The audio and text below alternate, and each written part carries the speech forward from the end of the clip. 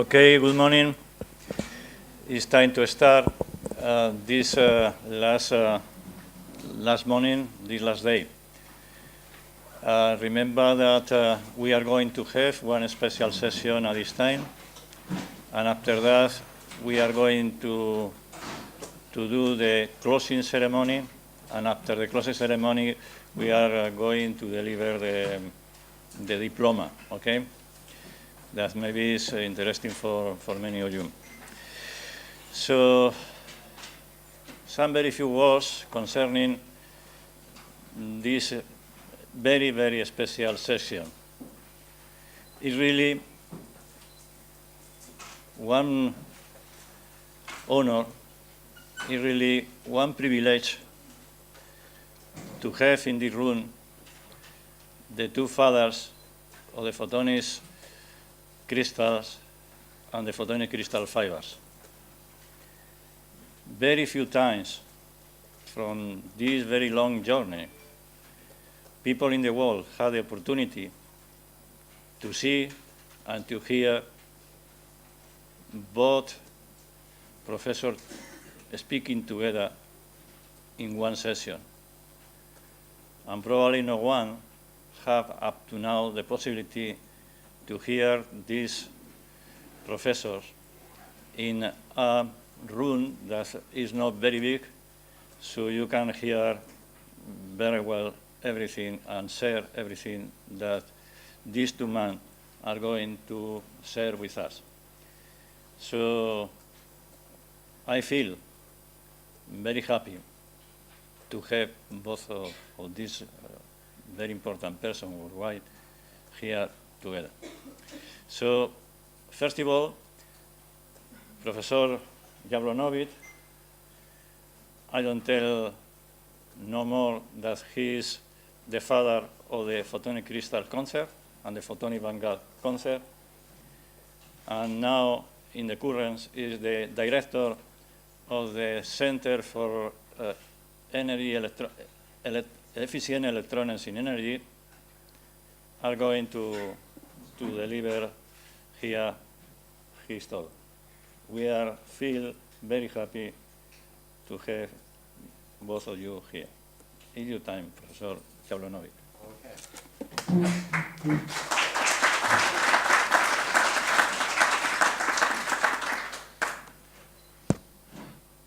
Okay, it's great to be here, and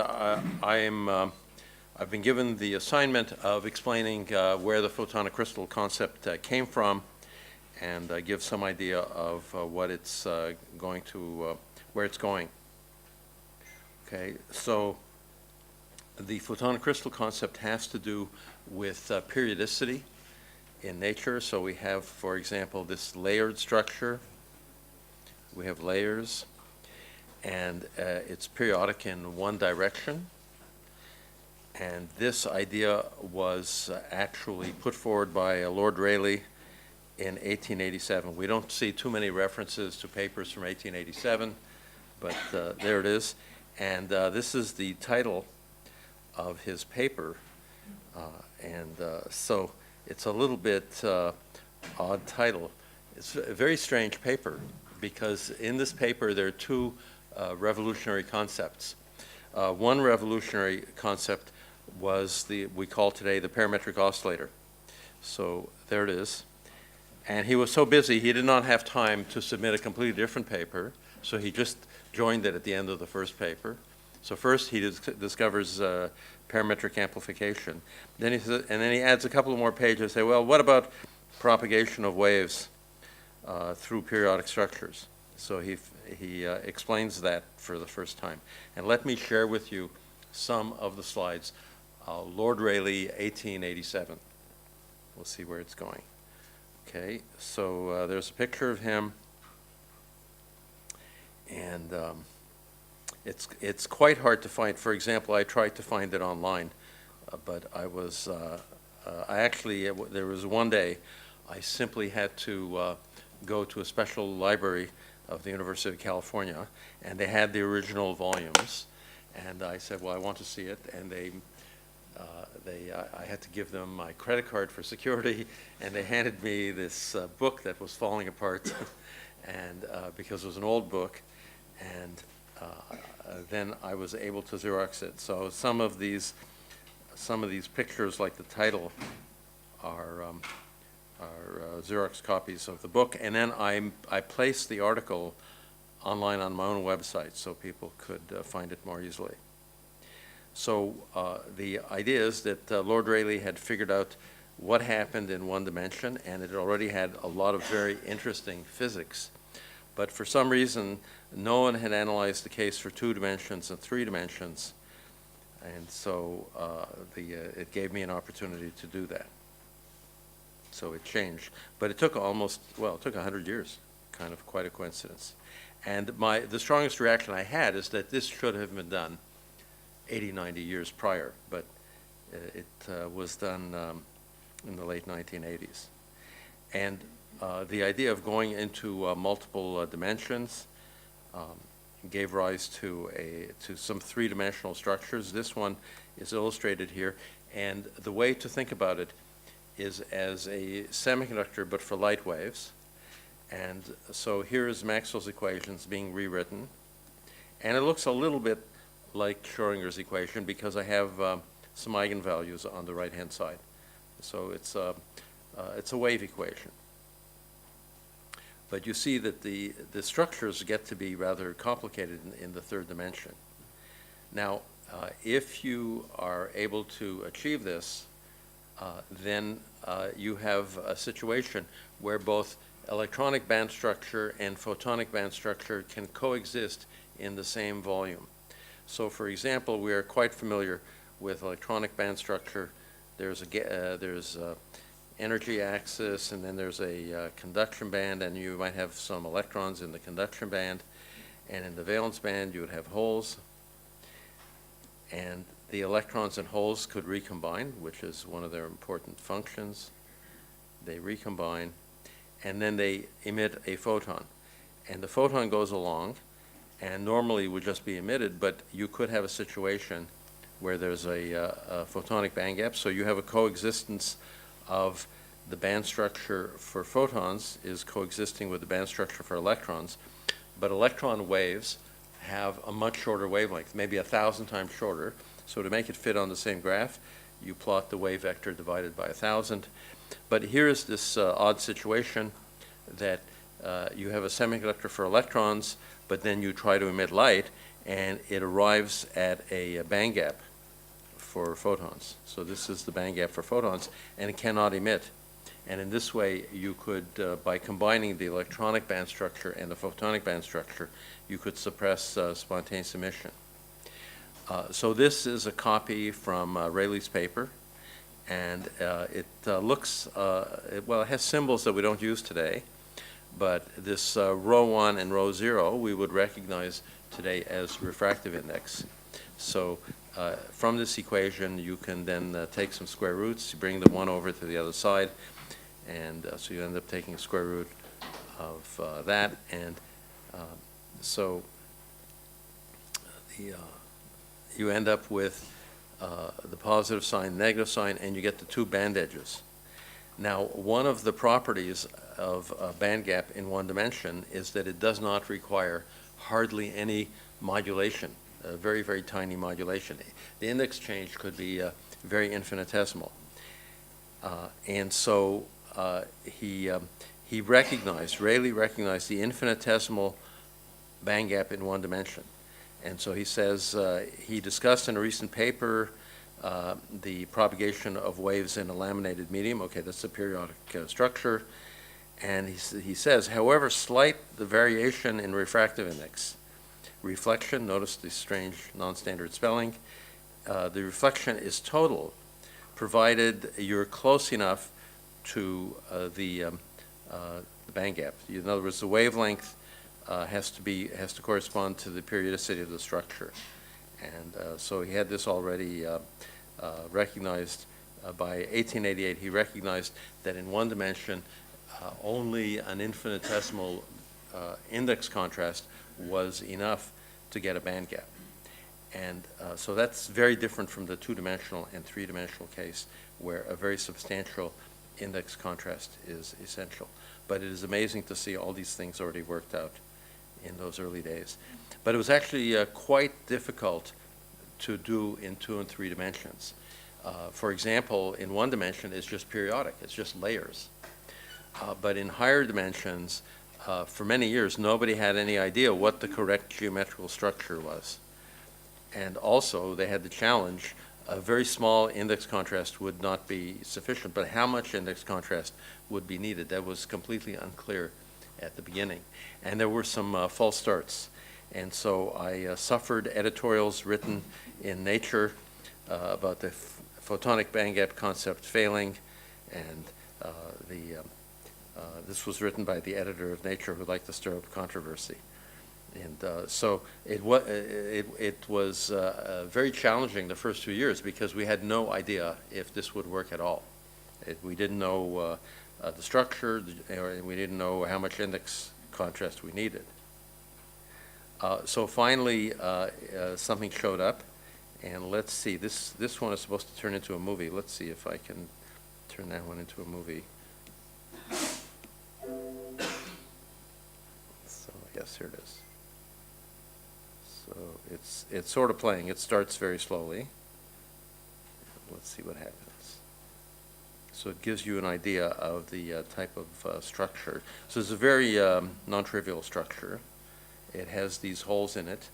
By the way, all these holes you can see in diamond structure. So if you make a model of diamond structure, as I did, I actually went to the student bookstore. In the student bookstore, they sold carbon atoms with little chemical bonds, with 4 chemical bonds. You could stick them together and make diamond structure.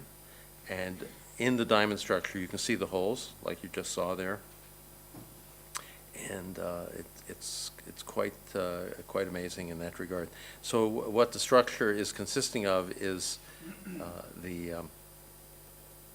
3 holes drilled at angles that are 35 degrees away from normal, and if you drill the 3 holes, you get a type of diamond structure. And you see the details are rather not obvious, but if you study diamond structure, it becomes familiar after a while. Let me stop the video because it's getting boring, and let's move on. Okay, so what happened? So that particular geometrical structure did have a photonic bandgap. It required a high index contrast. So let me mention that the index contrast that's required, we didn't know at the time, but it requires an index contrast greater than 1.9. So it's N1 over N2. Should be 1.9. And the bandgap meant that there was no electromagnetic field whatsoever in that volume of space, no zero-point fluctuations, and also no spontaneous emission. Now, that's a little difficult to work with. There are too many no's, because it's hard to say that's useful. If it's none of this, none of that, none of the other, it's not very useful. So people began looking for other applications, and I will illustrate a couple of other applications. One of them is the polarizing splitting coupler that is actually used in the commercial product, and I'll show you that one. And also, it turned out Nature had a lot of use for photonic crystals, but we didn't recognize it at that moment. So let me mention about the grating coupler. In silicon photonics, you might have here a silicon chip, and you have waveguides on the silicon chip, and they are going all around and performing the different functions, but it's necessary to couple into the silicon photonic chip. And so for that purpose, the two-dimensional photonic crystal is an excellent coupler. It's essentially a grating coupler, but it's periodic, as you can see. It has periods, but it will send one polarization in one direction, and it will send the other polarization in the other direction. So it's very important to do that in optical communication, because every time a fiber turns a corner, it mixes up the polarizations. And so you need to separate the two polarizations, treat them independently. And this became the workhorse for silicon photonics, and is used in all of the silicon photonic chips. First, just a grating coupler, but particularly a two-dimensional grating coupler, which splits the two polarizations. So this is used in data centers. The company is Luxtera, which I'm a co-founder, and the main product is called optical active cable, which is basically an electrical connector. So this is very similar to a USB connector in your computer. It's just it's higher bandwidth, of course. And then inside the connector, it converts from electricity to optical, and then the cable itself is optical. And you plug it into the back of very high-speed processors, and you connect things up. And they have new versions now that are selling quite well, and they're 100 gigabits per second. And the concept is called optical active cable, and this is sort of the company. You can just make it out over here. They literally sell millions of these into data centers, so that the customers are the major data centers. And it could very well be that when you check your email today, that the signal it will probably go back to a data center, and inside the data center, they will be passing through these silicon photonic chips. So it could be you will use a 2D photonic crystal today, but not be aware of it. But that's in technology. In nature, they're also very common. So it was discovered, somewhat of a surprise to many people, that there are many plants and animals, but especially animals, that have photonic crystals in them. And so these are some of the examples, different publications that were made over a period of time. And I will show you some of these examples from nature. I see it just goes on and on. You can see what's going on is that you're getting the classic picture of a photonic crystal with holes in it, usually a hexagonal array of holes. And the examples, well, there are various birds. So some kind of bird, this is a peacock, and so the peacock colors are coming from a two-dimensional photonic crystal. Much to everyone's surprise, this is some kind of sea animal, and I'll show you more examples in the natural world. So here's a pretty famous example, the peacock. This is quite amazing. Of course, you have here pictures of various peacocks. You have the spectra, the reflectance spectra. And notice, if you've ever been to a farm where they have peacocks, the colors depend upon the angle of observation. So that's called iridescence. And but nonetheless, you get the colors. Now, in the middle of all this, I put the symbol. I think I mentioned yesterday the National Broadcasting Company in the United States. This was their symbol. They were the first company to introduce color television, and their symbol was a peacock showing all the different colors. So it's rather amazing. After they introduced this symbol for the company, it still took another 30, 40 years before people realized where the colors actually came from. So it's somewhat remarkable. Here are some more of these plants and animals, and you get different structures, face center cubic. But this one's an extremely interesting one, was discovered much later. The structure that is most preferred for photonic crystals is diamond-like structure. So this is a structure where you have the chemical bonds are dielectric rods, and the atoms are just points in space. And very surprisingly, it was discovered, and I can recognize this because I've seen this in the structures I made. You see this kind of pattern, and that type of pattern on the surface is exactly what you get with the diamond structure. And this is part of some type of beetle. It's kind of surprising. Here's yet another example of diamond structure from the wings of butterflies. So butterflies do a lot with structural color. And as a good approximation, if you see blue or white in nature, that's a structural color. That's usually a photonic crystal. But the other colors are just normal pigments. And you can sort of see the reason for that is that if you have a small bandgap, all the big photons are just absorbed, and so you don't get blue and white by simply absorbing light. You have to actually scatter the blue and the white light, and so that takes structure, and that takes this sort of thing. It's quite surprising. This is the one that is the diamond structure that I just mentioned. That's just more of a close-up on, this is what a cross-section of diamond structure looks like. And of course, they figured out the band structure. It's not a complete band gap, but it's sufficient scattering to give the beetle this very iridescent metallic color, which was very surprising at the time. Now, in addition to perfect crystals, you also have short-range crystalline order. And it looks rather odd in an electron microscope, but if you look very closely, it is a structure that resembles diamond structure, but with very short-range order. So it's actually the structure of amorphous silicon. And by being amorphous, you don't have the iridescence. That means the color looks the same from different angles. And so if you look at parrots, many different parrots have these types of structures inside their feathers, and you can see the spectacular blue color coming from this parrot, and it looks the same at different angles.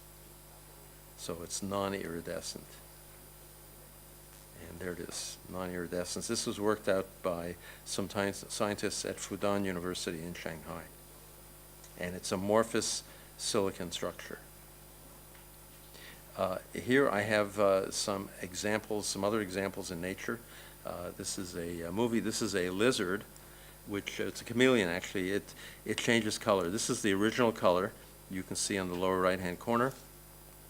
So there's the original color, and it gradually changes color. It's somewhat mechanical. It actually has photonic crystals in the skin, and then they get compressed, and it changes from green to yellow. It's kind of amazing stuff. Here is a more scientific video showing the changes in the band structure as the chameleon is compressing the skin. So you get that sort of interesting change in band structure. Here's a different animal. This is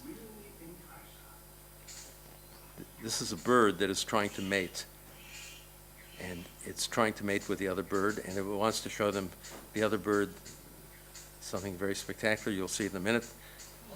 It's white, so it's a photonic crystal type structure.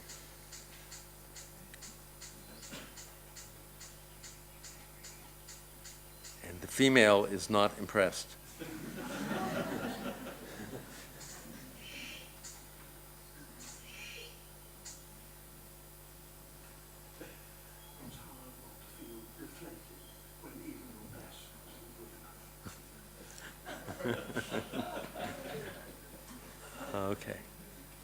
Okay, so the examples that I just gave you are of color, okay, fine, but the original idea was to suppress spontaneous emission. And there's only so far you can go with suppressing spontaneous emission, because it doesn't do anything. It actually removes something that might be useful. So I will get into the opposite. What about the opposite? So instead of inhibiting spontaneous emission, what if you want to enhance spontaneous emission? So the second half of my talk will be about enhancing spontaneous emission, but I'm often asked, how did I come up with the concept? So let me show you. I need to insert a new slide here. Okay, so then I can write on this. So I'll tell you what happened. There were a bunch of papers that appeared which were called microcavities, and they were basically what today we call vertical cavities. It was a Bragg reflector, and maybe 2 Bragg reflectors, and there's a very small optical cavity, and these were called microcavities, and they said that this was great because it controlled spontaneous emission. And there were like several papers at the same time. But I kind of looked at it and said, well, sure, if you try to spontaneously emit in the vertical direction, yes, you could control that, but there's no control coming out in the sideways directions. So I said, well, to get control in the sideways directions, I need some periodicity in those directions as well. So I said, well, I just put periodicity here and here. And then I said, well, what kind of periodicity can it be? So I wasn't sure what kind of periodicity it would require. So I said, let me start with something periodic. And I drew the lines like this, and that's periodic. And then I said, well, I need 2-dimensional periodicity. So I went and I drew this.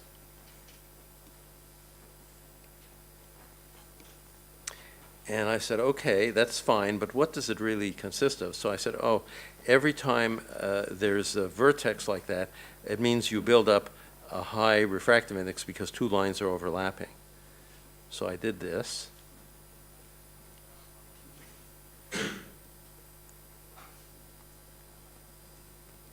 And I continued on like this.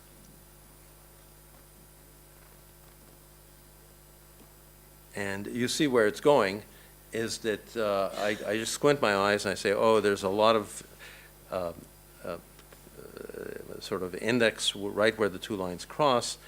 And so I continue like this. And you see what's happening is that I've drawn a 2-dimensional chessboard, okay, because this is where there's high index. That's one color, and so it's looking like a 2-dimensional chessboard. So I said, good. Therefore I have 2-dimensional periodicity. And then as I looked at it, I realized that I said to myself, good, now how do I extend this into the 3rd dimension? Well, it's kind of obvious. You extend it into the 3rd dimension. Wherever you have a red square, you put on that a white square, and vice versa. And so you build the chessboard up into the 3rd dimension, and as you build it into the 3rd dimension, that's a specific crystal structure, and that's a very famous crystal structure. It's face-centered cubic. And I said, ooh, that's not obvious. Okay, then I realized I had something. These are the mental steps I went through to arrive at the preferred 3-dimensional structure, and then I drew some pictures in K-space, and in K-space the face-centered cubic looked very promising, and the band structure is not round, but it's closer to round than other famous crystal structures, and so this is more or less how I arrived at the photonic crystal concept. Was by drawing these lines and making a checkerboard. Okay, so let's see, where am I? So we had no 0-point fluctuations, no spontaneous emission, but also no strong technical applications. So I said, well, instead of inhibiting spontaneous emission, what if we would enhance spontaneous emission? So there is a device that was already invented 130 years ago, the antenna, which is the purpose was to emit radiation, not to suppress or inhibit radiation, but to emit it. Well, it was not optical, of course. It's a radio antenna. So the radio antenna is the exact opposite of the photonic crystal. Instead of suppressing spontaneous emission, it could enhance spontaneous emission. So the radio antenna was invented by Heinrich Hertz, and it's a very powerful concept. We all have it. I mean, stop and think about it. Is this kind of amazing? This is my cell phone. You all have one. And there is an antenna inside. The wavelength is about that long. The transistor that drives the antenna is no more than a micron in size. So I have a tiny source. Think of that transistor as being an atom, and it's driving a macroscopic wavelength. And you should regard this as a miracle. We take it totally for granted. But it's a miracle that some tiny little thing can couple to free space through an antenna. And what does the antenna do? Well, here's the antenna, and it takes the electric field from this point to that point and concentrates that voltage into a narrow gap. And in this case, I want this to be for light, spontaneous emitter, but it could also be the output transistor from my cell phone.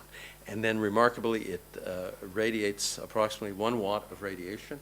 It radiates into space, and with that, I can make a phone call. In the next few seconds, I could call any one of 6 billion cell phones. So this is totally amazing stuff. Somehow not completely acknowledged by physics. So I will make the comment that there was a certain point in the history of physics when antennas were regarded as too applied, and physicists paid no attention to antennas. And this is a pity because it's very powerful. Now you can see from my argument that you can get a substantial buildup of electric field. You're simply taking the voltage from that distance and dropping it over the shorter distance. And so you build up the electric field, and that's the essential idea. So you can easily get a very substantial enhancement of spontaneous emission or radio emission. You could have a very small transistor which emits easily wavelengths that are much larger than the transistor. Now, I want to do this in optics, so I'm going to do this with a light-emitting diode. So I'm going to point out some facts about light-emitting diodes. They're used for remote control of television, but the data rate is not very high. And this is to be contrasted with edge-emitting lasers and VCSEL lasers, which are very fast in the multi-gigabit range. So the question is, what can we do with the light-emitting diode? We would have to speed it up by about 200 times. And then the light-emitting diode would start to compete with the laser. And so the idea I'm going to put forward is that we can add an antenna to the light-emitting diode, and in that way make it much faster so it's competitive with the laser. And the application is on-chip communication, so you need something very simple. You can't really afford to put a lot of lasers on chip, but the LED is a very simple linear device, and then you need to just detect the light. And we already have silicon photonic waveguides on chip. So it's a way to improve the interconnect energy within a chip. Now, concentrating electromagnetic energy actually, they already gave out the Nobel Prize. Well, they gave out the Nobel Prize to Heinrich, well, did they? No, Heinrich Hertz didn't live long enough. They gave it to Marconi. But the tunneling microscope. So what's special about the tunneling microscope is you have a sharp tip, and you concentrate very low frequency electromagnetic energy. So for a typical scanning tunneling microscope, maybe the modulation frequencies are of the order of 10 kilohertz. So the wavelength is gigantic, but it has nothing to do with the wavelength. You're concentrating the energy at the sharp tip. It just depends upon how sharp the tip is. So through physics, we have many examples of sub-wavelength concentration of electromagnetic energy. People make too much out of it. It's not that unusual. Now, another way to do this, instead of a sharp tip, you can have two spheres, and the spheres almost touch, and you get quite a concentration of electromagnetic energy just where the spheres are almost touching. And so, in fact, this was Heinrich Hertz's first antenna. And let me show you this. So this is historical, 1888. It seems like it was the same year that Lord Rayleigh was figuring out the 1D Bandgap, and these spheres, these metallic spheres, played a big role in electricity at that time because there were no transistors or vacuum tubes, and if you wanted to make AC, you had to make a spark. So spark is very low tech, but it works. And so Heinrich Hertz made a spark between the two metallic spheres. And notice that in making the spark, he was building up a very high electric field. He was concentrating the electric field in this very narrow space just between the two spheres. So you could concentrate electric field that way. And then his receiver was a simple wire loop also with two spheres, which were almost touching. So this was the receiver, and you would build up a very big electric field just in that little spot between the two spheres. And so already he was using the concepts of antennas, which is to gather electromagnetic wave over a big area and concentrate it into a small area. So today people make a very big fuss about this, but this was already done a long time ago. And you needed a big electric field, so you needed to concentrate the electromagnetic waves. And Heinrich Hertz is credited with discovering nonlinear radio detection, and that's today called coherent detection, which is every radio has coherent detection. And in order to make it nonlinear, you had to build up a very high electric field. So he simply brought the two spheres as close together as possible. And that already was discovered in 1888. So that's kind of amazing, that type of concentration of electromagnetic energy. And just to mention, I like to think of a structure like this in terms of a circuit. So between the two capacitors or two spheres, I have capacitance, and then I have a loop of wire, and that's inductance. So I have capacitance. So all of these things can be interpreted as LC circuits, but an LC circuit can concentrate electromagnetic energy. So in getting into this, you say, well, let's go look up what's known about antennas. So I go to my favorite books, and well, I learned my electromagnetics from Jackson's Electrodynamics, a very good book, but very hopeless on antennas. So then I said, well, I also learned a lot from the Feynman lectures. And the Feynman lectures are great, but almost nothing on antennas. And Yariv has a wonderful set of books, but says very little about antennas. So I didn't know very much about antennas in reality. And it just so happened around that time, I started an antenna company. I'll tell you about the antenna company in a minute, but I was forced to learn about antennas. It was the year 2000, the internet bubble was going strong, and any professor could walk into any venture capitalist, and they would just ask, how much do you want? Okay, and you could get funded very easily. That's what it was like back then. And so they said, well, you have a reputation in photonics, so why don't you start a company in photonics? I said, there are too many photonics companies. I'd rather start something in radio. So they said, okay. And so I had to, but then a month after the company started, I realized I know nothing about antennas. And so I had to start looking, and I've already rejected these wonderful books. So I found other books, and I kind of synthesized a little picture, and I list 3 things that are worth knowing about antennas that are very hard to find. So for example, what is the cross-section? If I have, for example, my cell phone, and there's a plane wave falling on my cell phone, how much energy will it capture from a plane wave? And so that's the capture cross-section. And so this is the formula. The solid angle is usually 4 pi, so the capture cross-section is universal. Actually, this is a universal number. It's just the square of the wavelength divided by 4 pi, and the wavelength is that big, and square is that big, and then you divide by 4 pi, and it's bigger than the cell phone. So you capture over a surprisingly large area, and it's a kind of a universal number. You see, it does not depend upon the geometry. Then the other important thing to know, you can find this one in books, is the concept of radiation resistance. The radiation resistance is a geometrical factor, but always scaled to something else that is swept under the rugs in physics, is the impedance of free space. And the impedance of free space in MKS units, it's a perfectly sensible resistance. It's actually mu naught over epsilon naught, square rooted. And there's another version of this, which is regarded as very important in physics. That combination is the speed of light, and that's very, very important. But this combination is hardly mentioned, okay? And there's a reason for that, which I'll indicate later. But so the impedance of an antenna, the radiation resistance, this is very important. And then this one is very hard to find at all, and that is the radiation Q, what is the radiation cue? So I teach a senior level class, and I ask the students, what is your personal resonant frequency? Well, it has to do with how tall they are, okay? And then I ask, what is your personal cue? And they say, oh, are you offending me? Are you becoming fresh?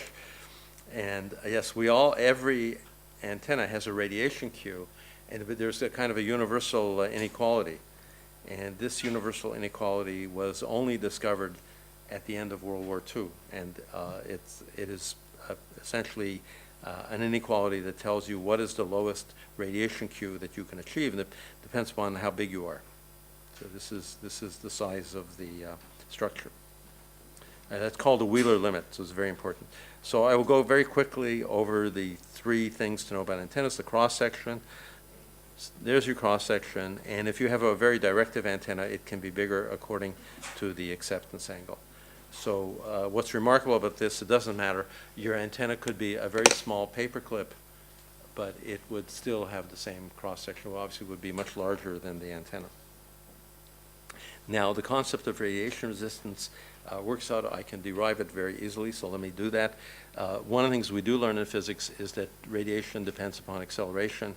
So I have here some acceleration, dv dt, so it's acceleration, but the motion is sinusoidal, so the time derivative gets me an omega.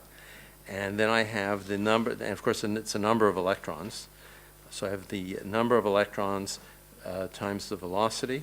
Now I do something I'm allowed to do, which is I can multiply and divide by the length of the antenna. So I multiply and divide by the same thing. And then this is rather an interesting quantity. That is the number of electrons per unit length in the wire, and times the velocity. So that tells me, so it's essentially the definition of current. The velocity is the distance you go in 1 second, and you end up with the number of electrons passing through this imaginary plane represents the current. It's the number of electrons that pass a certain point in a wire in 1 second is current. So this whole thing is just current, and I have then, if that's just current, but it's squared, because it was power, so the current gets squared, and I have a prefactor, and so I have power, so this is power, and it's got some kind of strange prefactor, but wait a minute, that prefactor has to have units of ohms, because I squared R is power, so the prefactor has to have units of ohms. So that is actually the radiation resistance. Now I can do one more thing once I have that. So there's my power.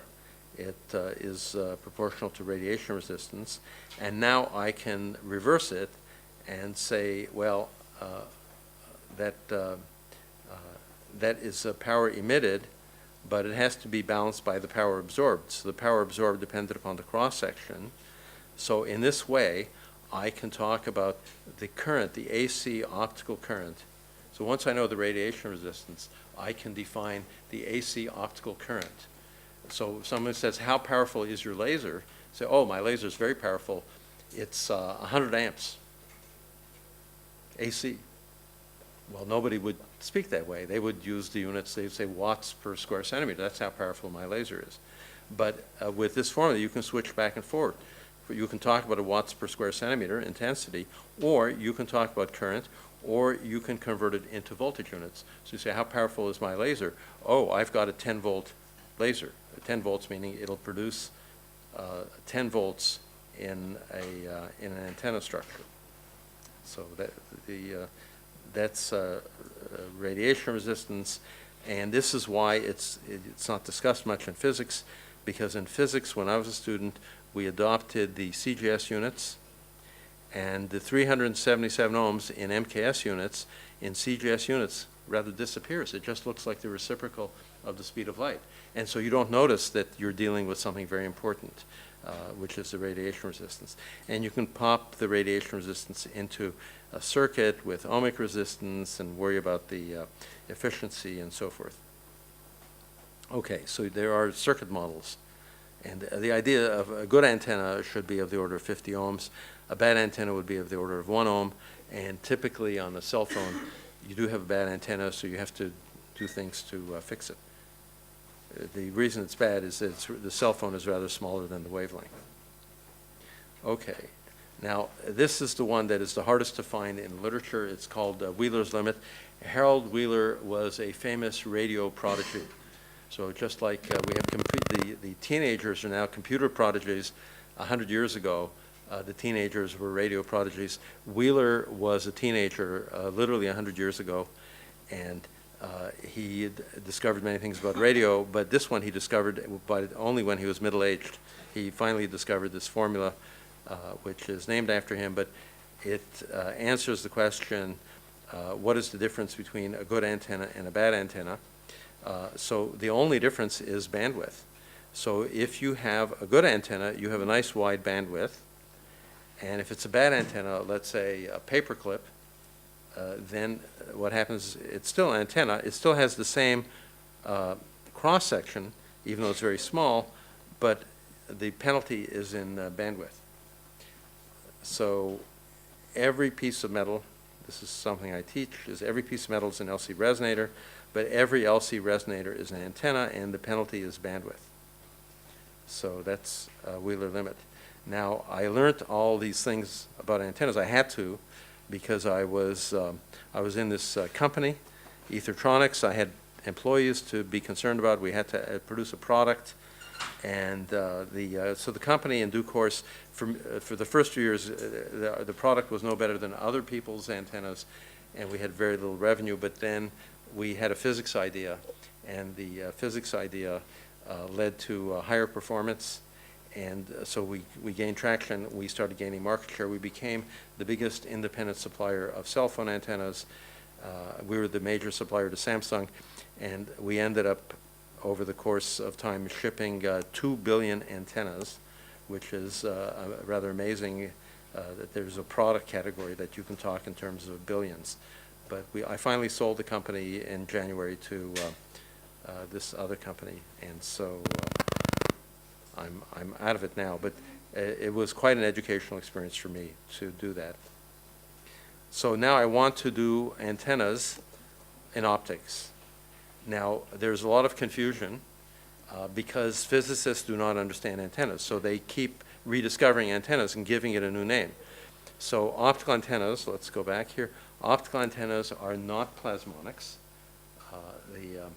There is some relation, but not very much. They have their own physics, so it's not plasmonics.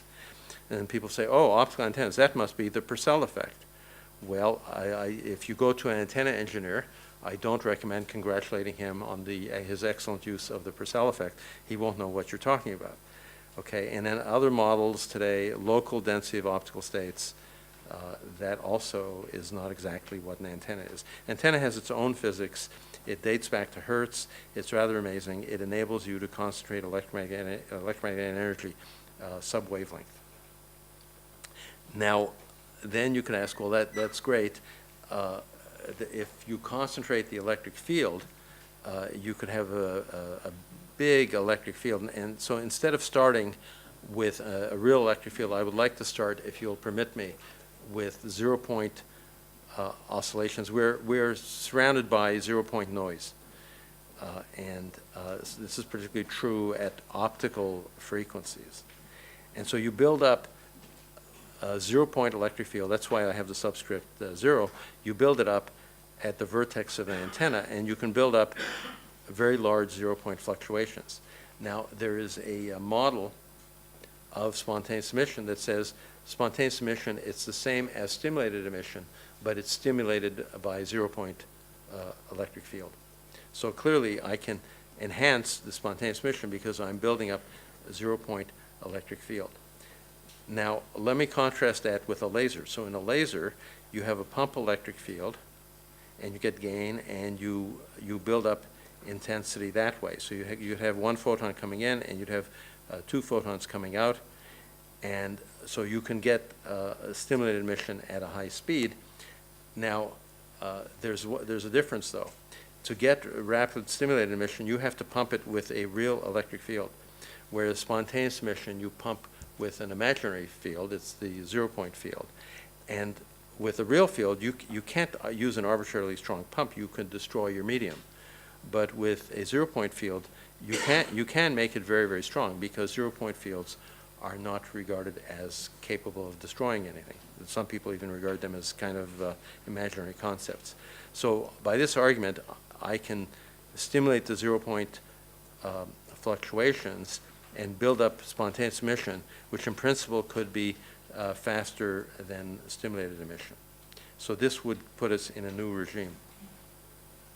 Now, to understand what happens, it's actually quite straightforward, because inside a molecule or atom in the excited state it wants to emit, there is actual current inside the atom. If you're in the excited state, there are little AC currents at the optical frequencies, and quantum mechanically, this is the expected AC current. This is the matrix element, and so you have here a little AC current, and that couples to an antenna. So once you have the current, you can then treat the rest of the problem classically, and then you will end up just doing normal antenna theory after you have the quantum mechanical current. Now, if you put it all into a circuit model, which I like to do, the circuit it tends to be rather complicated. There's capacitance near the vertices. The arms have ohmic impedance, but they also have radiation resistance. They also have some inductance, and so forth. And so it's a bit of a complicated circuit, but you can work through this and figure out what is the predicted radiation if the source is an atom that is sitting near the vertex. Now, things get rather interesting if the atom gets closer and closer to the surface. The currents, which used to be spread over a big area, those currents end up being spread over a very small area, and you actually get you get extra resistance. So this is, in electricity, this would simply be called spreading resistance, that you're forcing the current into a smaller area. So you get, and resistance, of course, is bad because you want the radiation resistance to dominate. This is a dissipative ohmic resistance, so it's not good. And what happens then, if you look at the resistance, you have a fixed radiation resistance, maybe 50 ohms. You might have some ohmic resistance, but as you get closer and closer to a metal surface, what ends up happening is the spreading resistance gets very severe, and then the spreading resistance is accompanied by this fancy word, anomalous skin effect. This is just a fancy word. It just means the electrons are colliding with the surface, giving you extra resistance. So things get rather bad once you drop below 10 nanometers. And so you could look at circuit models of the antenna. You start with a simple LC model, but then you start putting in all the bad things, the anomalous skin effect, and so forth. And before you know it, your efficiency is down around 35%, even in a favorable case. And then it only goes down further. So it's very easy to have very bad efficiency in antennas. And so I get very frustrated. Many papers are written that people in the time domain, they see very fast effect, but it's just heating. It's not radiation. So it's very important to keep your efficiency up. And this illustrates the same idea, is that as you drop below 10 nanometer spacing, the efficiency, which started out above 50%, then drops below 50%, and you don't get the benefit when the antenna tips are too close together. They can go maybe down to 10 nanometers, but then beyond that is probably not worthwhile. But even at 10 nanometers, you can get a very substantial enhancement of spontaneous emission, maybe 2,500 times. So this is regarded as very good. Now, the question is, can you electrically inject it? My colleague Ming Wu has demonstrated this rather simple electrical LED that uses an antenna. Now, the antenna looks a little different from some of the other antennas. It's silver, and it has a shape like that. But this is also a respected type of antenna. It's called a slot antenna. And you put the active region in there, and then you put one electrode on the gold and the other on the substrate, and you drive current, and you have now antenna-enhanced electrically pumped LED. I think we are still the first to do electrical pumping. And you can compare with and without the antenna. So with the antenna, the active region is adjacent to the silver. Without the antenna, it's just a few nanometers too high. So it's very easy to make an A-B comparison. Let me describe the antenna mode. You have a slot antenna. This is respective type of antenna. You put a cover over it, and it radiates, and you fill the slot with the active material, and that's how it works. And it's self-aligned. It has many advantages. And so this is what happens. You inject electrically, and you get about 200 times enhancement of the spontaneous emission. But being that it's a real device, it has a lot of problems. One of them is surface recombination, which is a very big problem in 3.5 materials.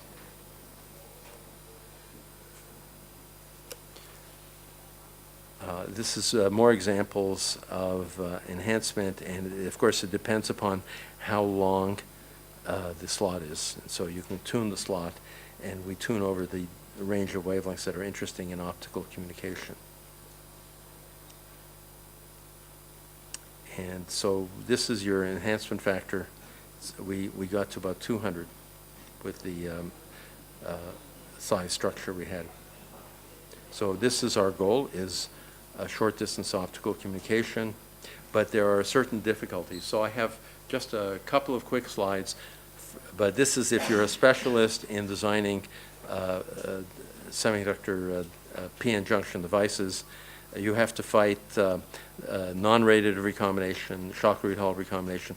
You have to fight Auger recombination. So part of it is fighting all those non-radiative effects. And then the question is, even with the antenna, can you ever exceed the non-radiative recombination? Of course, you have an advantage. The antenna enhances the spontaneous emission. And so we've gone over this. You can end up with a very fast response in time, but it could be non-radiative. So fast, but not necessarily efficient. And so the question is, can radiative recombination ever exceed non-radiative?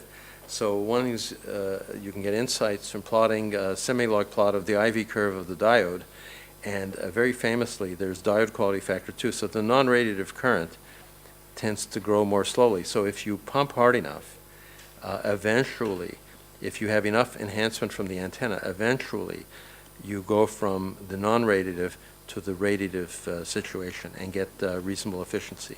And this is the type of IV analysis everyone does in an LED or in a solar cell. Obviously, it applies to this situation as well.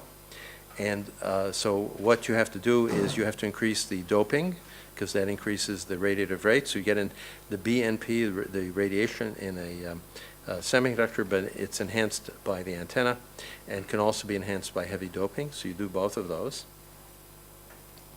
And you end up eventually getting high performance. And I won't go through all the steps here because it's a bit complicated to see where did you lose energy, but I think this is the performance that you can get is how the speed goes up as you increase doping. So, and also the speed goes up due to the antenna. So net, you can get very high speed, but at reasonable efficiency. It depends upon the antenna gap. And so we're sort of around 40% efficiency. And the reason why this works at all, if you think of this as kind of a ridge, so there are ridge lasers. It's kind of a ridge like that. And there are ridge lasers, and they also have exposed edges. Yet they work reasonably well. And the reason is that the stimulated emission competes with the non-radiative recombination. In our case, we don't have stimulated emission, but we do have antenna enhancement.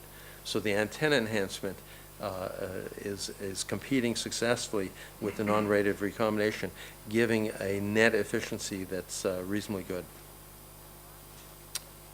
And so this gives you an idea of what we're trying to do. So I would say we have now demonstrated the speed up, the 200 times speed up that competes with stimulated emission, and that the antenna LED is actually faster than the laser at this point, but the efficiency has not quite been demonstrated yet.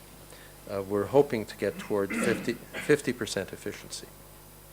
So let me summarize. is that after 58 years, we're still struggling with spontaneous emission. And we found a way to get rid of spontaneous emission, but we think that there's more payoff in enhancing the spontaneous emission, and that comes from antennas. Okay, so thank you very much for your attention.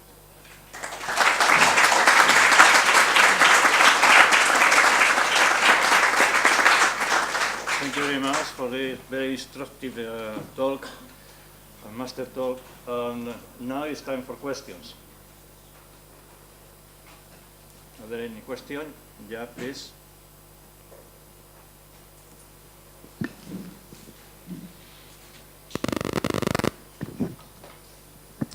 Well, first of all, thank you very much for this inspiring talk about the trajectory and applications of photonic crystals. I was wondering, I have two questions. So, when you came with the concept of photonic crystals, do you have a potential application in mind, apart from rather demonstrating?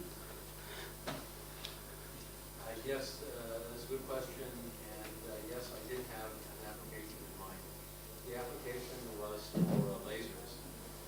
So one of the problems with lasers that are solved by LEDs is that laser has a threshold current. And the threshold current is a very big pain because you're dissipating energy.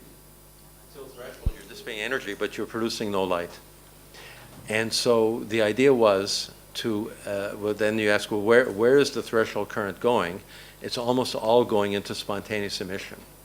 So the idea was to make a laser which has no threshold, that you're not wasting any of the energy into spontaneous emission.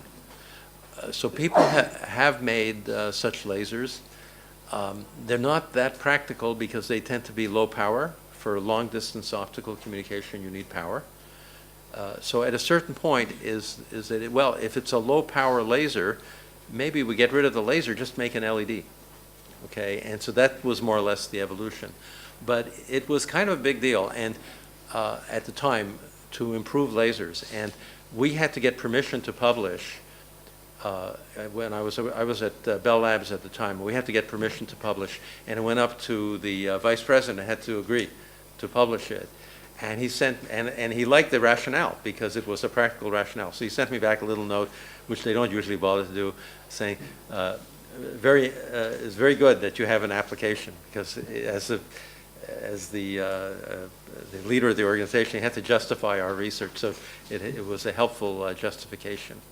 But that was the practical rationale, to suppress spontaneous emission. Right. Thank you. The second question is regarding sensing. Apart from photonic crystal fibers that we will hear in a bit, which other structures can be used with photonic crystals, other types for sensing? Well, the bare photonic crystal is very sensitive to surface adsorption. And so what happened at this company Luxtera, I told you about the company Luxtera that makes the data communications chips, and literally they've shipped millions of chips.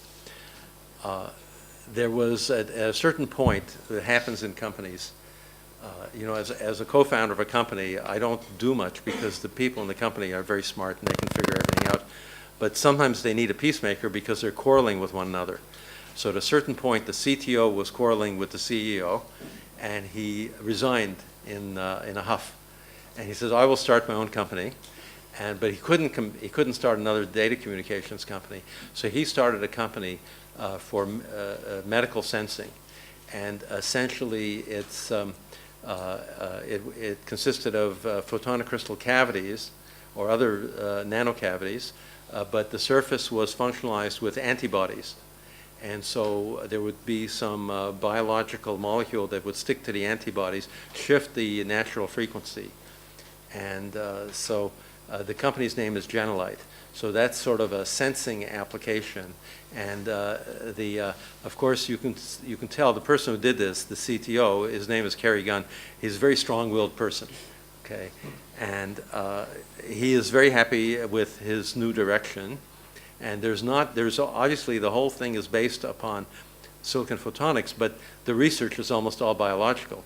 So he says he has 50 biology PhDs working for him, okay, creating the different sensing molecules and antibodies and so on. But that's perhaps the best example I can think of. Right. Thank you.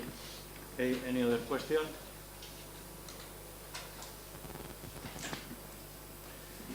Please, Hugo. So you have been talking about emission. Yes. How about reception? Reception is a very good question. The reception is much less solved than the emission, because we need to have very sensitive photodetection. Now, there are some ideas for single photon detectors. They do not transfer to silicon photonics. So within silicon photonics, the detector is germanium. And the germanium is very easy to grow on silicon. In fact, a few years after Luxtera began, the silicon foundries, they all adopted germanium because they needed the germanium for the transistors. The transistors needed to be strained. They were growing a little bit of germanium to strain the transistor. So, by the way, all of the transistors in your laptop are strained by growing a source and drain of germanium, and it squeezes on the channel. So we found that we could get germanium, which was wonderful because what's transparent in silicon is absorbed in germanium, and then you could easily integrate germanium detectors. So in silicon photonics, we have silicon waveguides, we have silicon modulators, splitters, grating couplers, etc., everything. And then we also have photodetectors that are germanium. And it's a rather conventional p-n junction photodetector, but it's not sensitive at the single photon level. So we have to struggle with that. And the best we've been able to come up with is a practical sensitivity of about 60 photons. Still a very big improvement over what is being done today, where you need up to 10,000 photons to represent 1 bit. So we published some advanced detector concepts that should be capable of 60 photons per bit. But of course, the industry is nowhere near that today. Okay, there was another question. Any other question? Okay, thank you very much. Let us thanks again. Thank you.